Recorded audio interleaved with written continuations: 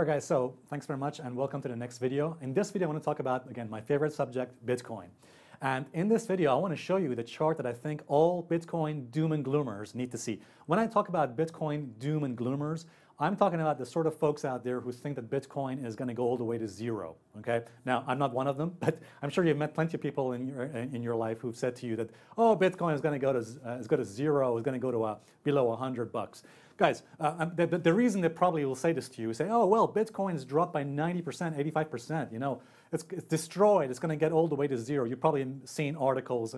Guys, if you ever meet someone like that, you know, a Bitcoin doom and gloomer, show them this video. Show them this chart I'm going to show you in a few moments. In fact, let's go to that chart right now. The first chart I want to show you is something that you see right here.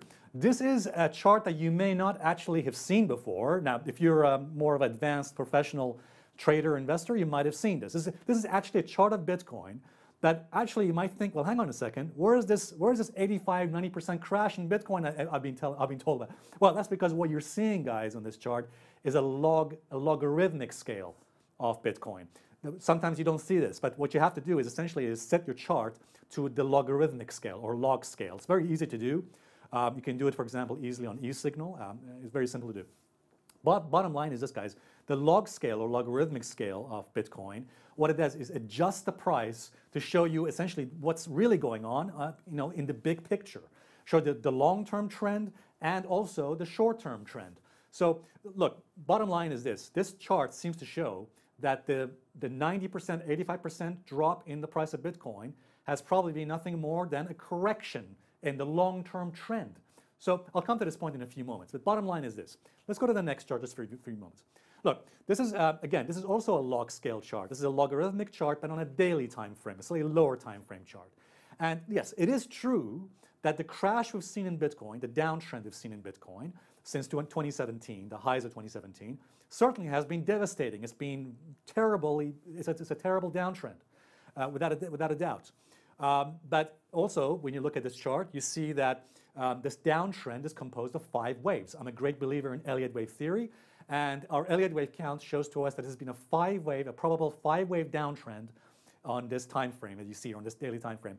And indeed, it's very likely that the 5 waves have probably not yet completed. It's likely that we're still in the 4th wave. We haven't yet completed the 4th wave just yet, the wave 4. And it's likely wave 5 will eventually potentially come in the next few weeks or maybe the next few months. But bottom line is, on this time frame, on the lower time frame daily chart, we can see a clear 5-wave move, a downtrend, a clear downtrend in the price of Bitcoin. But again, what's interesting about this is that if we zoom out and go on a higher time frame, if we just leave that for a moment, if we zoom out, guys, and go on a bigger time frame chart, and I want to show you this. Let's go to the next chart, guys. This is the monthly chart. This is a much bigger time frame chart, going back all the way to 2015. Again, logarithmic scale. And we can see that the crash we've seen since 2017 is probably nothing more than a correction, an ABC probably type correction that you can see right there.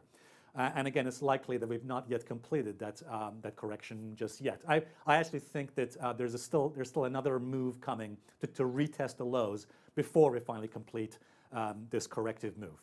But bottom line is this, guys. Different time frames, if we just leave that for a moment, different time frames can give us different perspectives. Why? Because each time frame will have its own structure. Each time frame, whether it's a monthly chart, for example, will have a different price structure, different market structure than a lower time frame daily chart. This is what many folks don't understand. You can have one wave count on a different time frame, a higher time frame, and a different wave count on a lower time frame.